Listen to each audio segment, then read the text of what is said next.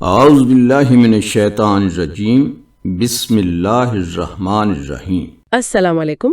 آج ہم سورۃ البقرہ کے 12ویں رکوع کے کچھ اہم حصوں پر بات کرنے والے ہیں۔ وعلیکم السلام۔ جی، ہمارے پاس جو تفسیری مواد ہے اس کی روشنی میں کوشش کریں گے کہ ان آیات کو سمجھیں، خاص طور پر جبرائیل علیہ السلام سے متعلق رویے، قرآن کی تصدیق کا معاملہ، پھر حضرت سلیمان علیہ السلام اور جادو کا الزام، جی اور وہ بابل والا قصہ ہاروت و ماروت کا۔ جی تو مقصد یہی ہے کہ ان آیات کی گہرائی تک پہنچا جائے، ان کے اسباق کو سمجھا جائے۔ جی، اور یہ بہت اہم ہے کیونکہ یہ صرف پرانی کہانیاں نہیں ہیں، ان میں آپ دیکھیں آج بھی ہمارے لیے بڑی رہنمائی ہے۔ صحیح۔ مطلب یہ سمجھنا کہ آزمائش کیسے آتی ہے، ہدایت کی کیا قیمت ہے، اور انسان کیسے کمزوریوں کا شکار ہو جاتا ہے، یہ آیات ہمیں یہ سب دکھاتی ہیں۔ تو آئیے پہلی بات سے شروع کرتے ہیں۔ ماخذ میں ذکر ہے کہ اس وقت کچھ یہودی قبائل وہ صرف نبی اکرم صلی اللہ علیہ وآلہ وسلم سے نہیں بلکہ جبرائیل علیہ السلام سے بھی ایک قسم کا عناد رکھتے تھے۔ جی، یہ بات آتی ہے تفاسیر میں۔ وہ انہیں عذاب کا فرشتہ کہتے تھے۔ یہ عجیب نہیں لگتا؟ وہی لانے والے فرشتے سے دشمنی، اس کی کیا وجہ ہو سکتی ہے؟ دیکھیے، قرآن خود اس کا جواب دیتا ہے۔ سورۃ البقرہ میں ہی آیت 97 میں صاف کہا گیا کہ بھئی جو جبرائیل کا دشمن ہے تو یہ سمجھ لے کہ جبرائیل نے تو اللہ کے حکم سے یہ قرآن آپ صلی اللہ علیہ وسلم کے دل پر اتارا ہے۔ اچھا، یعنی وہ تو صرف پیغام پہنچا رہے تھے۔ بالکل، وہ تو قاصد ہیں، اللہ کے حکم کے پابند۔ تو اصل میں جبرائیل سے دشمنی آپ یوں سمجھیں اللہ کے حکم سے، اللہ کے پیغام سے، اور نبی صلی اللہ علیہ وسلم سے دشمنی تھی۔ تو یہ تو پھر مطلب قاصد کو مارنے والی بات ہوئی۔ جی ایسا ہی ہے، کیونکہ پیغام خود انہیں پسند نہیں آ رہا تھا۔ لیکن پیغام کیوں ناگوار تھا؟ خاص کر جب قرآن تو یہ بھی کہہ رہا ہے، اسی آیت میں آگے ہے کہ وہ پچھلی کتابوں کی جیسے تورات وغیرہ ان کی تصدیق بھی کرتا ہے۔ یہ تو ان کے حق میں بات جانی چاہیے تھی۔ بظاہر تو ایسا ہی لگتا ہے، لیکن اصل نقطہ شاید یہ ہے کہ قرآن صرف تصدیق نہیں کر رہا تھا، وہ ان باتوں کی نشاندہی بھی کر رہا تھا جو وقت کے ساتھ بدل دی گئی تھیں، جو تحریفات ہو گئی تھیں۔ اچھا، یعنی اصلاح بھی کر رہا تھا۔ بالکل، وہ دین کی اصل شکل کو واپس لا رہا تھا، اور جو رسمیں، جو عقیدے اصل دین میں نہیں تھے، ان پر تنقید کر رہا تھا۔ اب یہ بات ان لوگوں کو بھاری لگی جو اپنی، آپ کہیں کہ موجودہ حالت سے خوش تھے یا دین کو اپنی سہولت سے بدل چکے تھے۔ تو پھر بہانہ بنایا گیا جبرائیل علیہ السلام کی دشمنی کا۔ اصل مسئلہ وہ تبدیلی تھی، وہ ہدایت تھی جو انہیں ناگوار گزر رہی تھی۔ تو یہ جو کہنا کہ وہ عذاب کے فرشتے ہیں، یہ بھی شاید ایک طرح سے بہانہ ہی تھا قرآن کی تنبیہ سے بچنے کا۔ ممکن ہے، بالکل ممکن ہے کہ شاید تاثر یہ دینا ہو کہ نعوذ باللہ جبرائیل علیہ السلام کوئی سخت فرشتہ ہیں، رحمت نہیں لاتے، جبکہ قرآن تو خود کو کہہ رہا ہے ہدی و بشریٰ للمؤمنین، ہدایت اور خوشخبری۔ صحیح۔ تو دشمنی کی جڑ اصل میں وہ ہدایت سے انکار تھا جو قرآن پیش کر رہا تھا۔ یہ بات واضح ہوئی۔ اچھا، اب آتے ہیں اگلے موضوع پر، حضرت سلیمان علیہ السلام اور جادو کا الزام۔ آیت 102 کافی لمبی آیت ہے۔ جی اس میں ذکر ہے کہ کچھ لوگوں نے ان چیزوں کی پیروی کی جو شیاطین حضرت سلیمان کی بادشاہت کے نام پر پیش کرتے تھے، اور قرآن فوراً کہتا ہے سلیمان نے کفر نہیں کیا بلکہ کفر تو شیاطین نے کیا جو لوگوں کو جادو سکھاتے تھے۔ اس کا کیا پس منظر ہے؟ ماخذ کیا کہتا ہے؟ جی، ماخذ میں اس کا تعلق جوڑا جاتا ہے بنی اسرائیل کے زوال کے زمانے سے۔ زوال کا زمانہ؟ ہاں، مطلب جب وہ قوم جنہیں تورات ملی تھی وہ بابل میں جلا وطنی، غلامی، جہالت، پستی کا شکار ہوئی، تو ان میں ایک رجحان پیدا ہوا، محنت کے بجائے شارٹ کٹ سے کامیابی کا۔ شارٹ کٹ یعنی جادو، منتر، عملیات، ایسی چیزیں؟ بالکل، تعویذ گنڈے۔ وہ اپنی پرانی شان و شوکت واپس پانے کے لیے آسان راستے ڈھونڈنے لگے۔ اچھا۔ اور انسان کی اسی کمزوری سے پھر شیاطین فائدہ اٹھاتے ہیں۔ یہاں شیاطین سے مراد سرکش جنات بھی ہو سکتے ہیں اور گمراہ انسان بھی۔ دونوں؟ جی، انہوں نے یہ بات پھیلانی شروع کر دی کہ بھائی حضرت سلیمان علیہ السلام جن کی اتنی بڑی سلطنت تھی، جنہیں ہوا پر، جنات پر، جانوروں پر اختیار تھا، جی ہاں، ان کی طاقت کا راز اللہ کی مدد نہیں بلکہ یہی جادو، یہی عملیات تھے۔ انہوں نے کہا وہ خفیہ علم ہم تمہیں سکھاتے ہیں۔ یہ بہت بڑا بہتان تھا حضرت سلیمان پر۔ اللہ کے ایک نبی کو جادوگر بنا کر پیش کیا گیا۔ اور مقصد کیا تھا کہ لوگ اللہ کی کتاب کو، تورات کو، ہدایت کو چھوڑ دیں اور ان شیطانی چیزوں کے پیچھے لگ جائیں۔ اس لیے قرآن نے فوراً کہا نہیں، سلیمان نے کفل یعنی جادو نہیں کیا تھا، یہ کام شیاطین کا تھا۔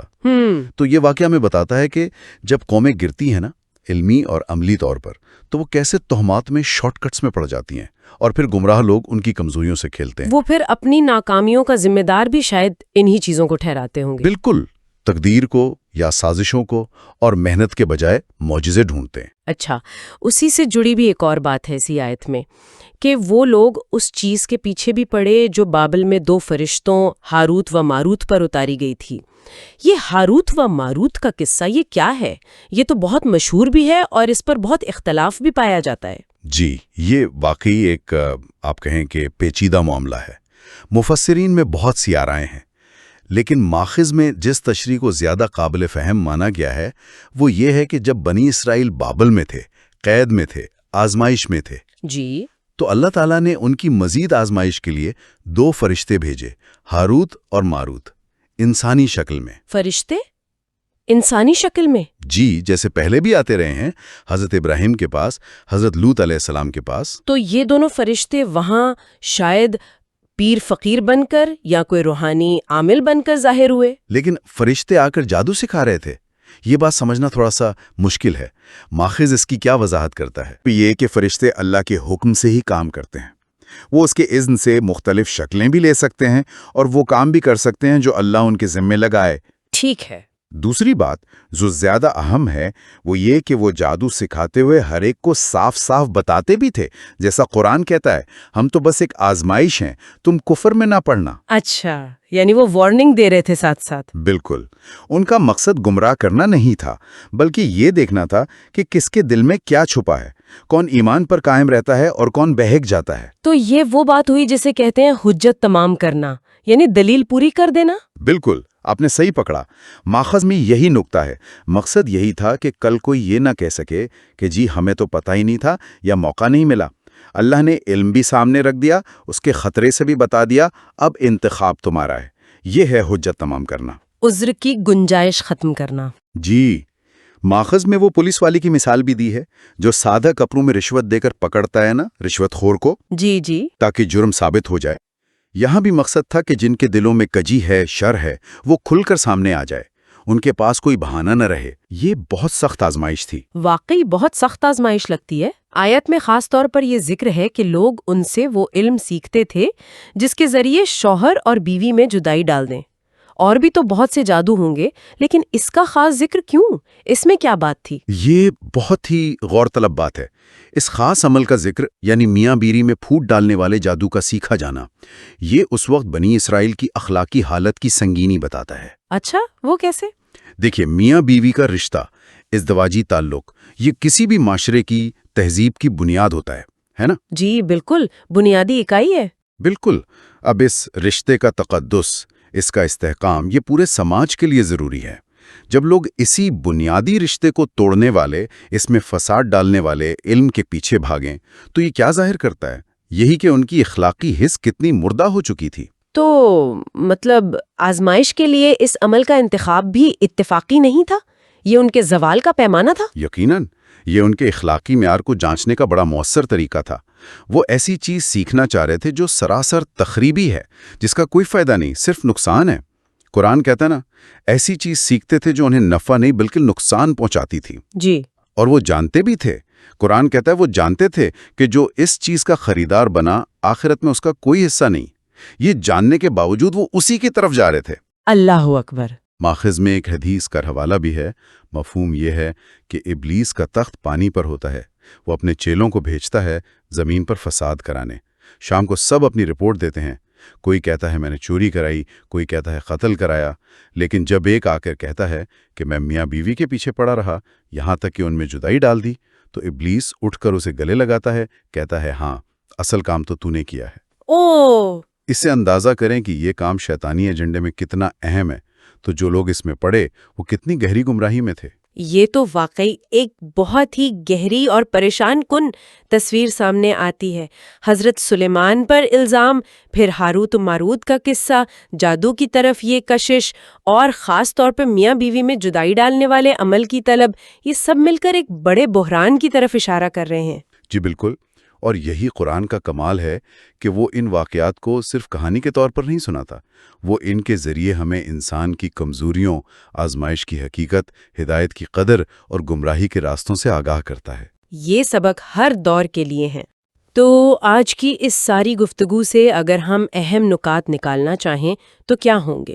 میرے خیال میں چند باتیں بہت واضح ہو کر سامنے آتی ہیں۔ جی۔ پہلی تو یہ کہ قرآن کو سمجھنے کے لیے اس کا پس منظر، شان نزول جاننا بہت اہم ہے۔ اس سے پتہ چلتا ہے کہ کن حالات میں کیا حکم آیا۔ صحیح۔ دوسری بات، اللہ کی طرف سے آزمائشیں آتی ہیں، مختلف شکلوں میں آتی ہیں، کبھی کبھی بڑی عجیب لگتی ہیں، جیسے فرشتوں کا آ کر جادو سکھانا، لیکن ان کا مقصد ایمان کو پرکھنا ہوتا ہے اور کبھی، جیسا ہم نے کہا، حجت تمام کرنا ہوتا ہے۔ تیسری بات، مشکل وقت میں یا دنیا کی لالچ میں انسان شارٹ کٹ ڈھونڈتا ہے، جادو ٹونا یا آج کل کی شکلیں کہہ لیں۔ قرآن بتاتا ہے کہ اصل کامیابی صرف اللہ کی ہدایت میں ہے، شیطانی راستوں میں نہیں۔ اور چوتھی بات معاشرتی قدریں، رشتے، خاص طور پر میاں بیوی کا تعلق، یہ بہت نازک اور اہم ہیں۔ ان کو توڑنا، ان میں بگاڑ پیدا کرنا، یہ پورے معاشرے کو تباہ کرنے جیسا ہے۔ بنی اسرائیل کا اس خاص جادو کی طرف جانا ان کے شدید اخلاقی زوال کی علامت تھا۔ میں ایک آخری بات، ایک سوال جو سننے والوں کے لیے چھوڑا جا سکتا ہے، جی ضرور۔ وہ یہ کہ دیکھیں، ان واقعات میں لوگوں نے آزمائش میں، مشکل میں یا لالچ میں آ کر غلط راستے چنے، شارٹ کٹس لیے۔ آج کا دور جو اتنا پیچیدہ ہے، اتنے فتنے ہیں، معلومات کا سیلاب ہے، کیا ہمیں ویسی آزمائشوں کا سامنا نہیں؟